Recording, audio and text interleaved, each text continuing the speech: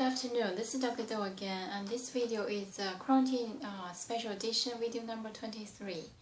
Today I'm going to talk about metabolism and three compounds, the major chemical compounds,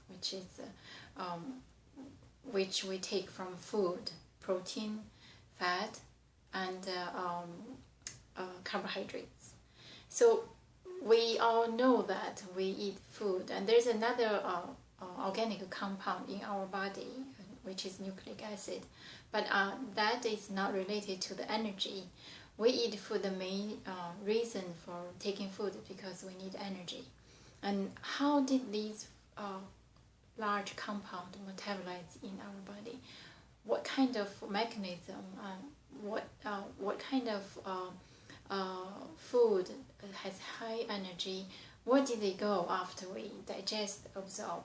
So this probably you already know it, but I just like to give a brief introduction for those who is interested or does not know. Okay, basically we take food, like I said, a major component is protein, carbohydrate, and the lipid, which is fat. Of course, associated with some vitamins and microelements. Talk about the energy resources. So these are the major energy resource for us. For example, the fat, the lipid, give us the most larger amount of energy from fat compared to protein and carbohydrates. 1 gram of fat, for example, gives 9 kilocalorie of energy, but the carbohydrate and the protein only give 4 kilocalorie per gram of the protein or carbohydrate. So I just briefly talk about these three compounds. Where did they go?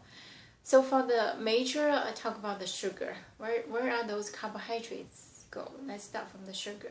So we take carbohydrates like the wheat or the bread or the flour.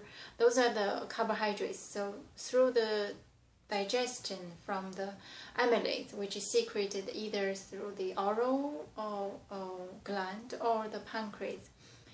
So the amylase secreted to digest, break those big, huge carbohydrates into small molecules, okay, into small, and absorbed in the body, and we use for the energy. For example, the brain.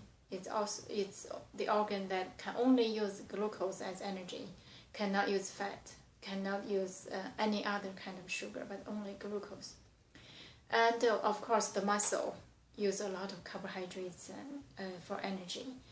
And if there's extra that beyond what we use, so this carbohydrate will make into storage, which is called glycogen, through the liver and the muscle. So the extra sugar in our body will make a storage, so for the future use, which is the glycogen by liver or muscle.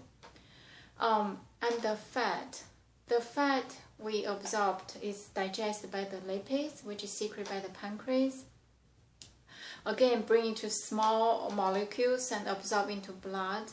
And those fat can go either to the liver to break down, becomes synthesis precursor for the chemicals like hormones or steroids, for example, or becomes a cholesterol, either HDL or LDL, to circulate or in the liver to cause harm or to protect, or deposit to the fat tissue, which is adipose tissue under the skin subcutaneously or around the organ, to cushion, to protect and serve energy resource.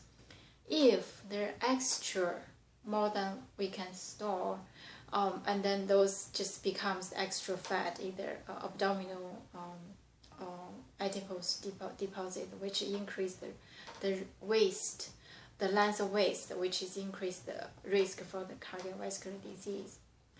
And the same thing, if the sugar cannot, beyond the storage capacity, like I said, the sugar beyond the liver and the muscle to synthesize glycogen for storage, if the beyond the capacity of store as a glycogen, and those sugar of extra will also become fat. So that's why you are told do not eat too much sweet, or do not eat too much carbs, because they're going to transfer into the lipid or fat deposit. Depends either male or female, and which is increase the risk for the cardiovascular disease or stroke. And the protein will break down by the peptides. Many kind of protein enzymes are secreted by the pancreas. And to digest, to become either element like a nitrogen or the amino acid, or the precursors for synthesizing amino acid. Protein usually do not use as energy storage or resource in our body. Not like carbohydrates can store as glycogen, or lipid can be stored as adipose tissue. Protein, however, is not used as storage or used for energy unless the later disease conditions, either malnutrition or advanced stage of cancer, where when the carbohydrates or the lipid has been used. So that's the time to use our own protein for energy. But we just use the protein from the food resource. So this is the three major compounds. Another major compound in the body is nucleic acid. That is just a genetic material. We eat from food and then we just digest it, use the element or to make whatever we need body to need to make. For example, the amino acid, synthesize nucleic acid, and provide energy. Talking about energy, probably you already know the major cell organelles to produce energy is the mitochondria, and the direct energy resource is called ATP. You probably heard of it. So talking about this, we talk in addition to the three major compounds, another very important element, phosphorus. It's very critical for produce ATP. If we have phosphorus not enough, people, if we have deficiency of phosphorus, will feel lack of energy, muscle weakness, etc., because of ATP synthesis is impaired.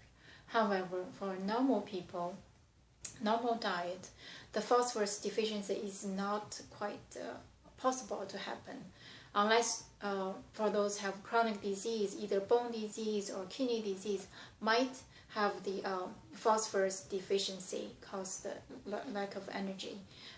So that's the compound metabolism and energy related to our food intake and our lifestyle, and what kind of healthy diet. You always talk about healthy diets.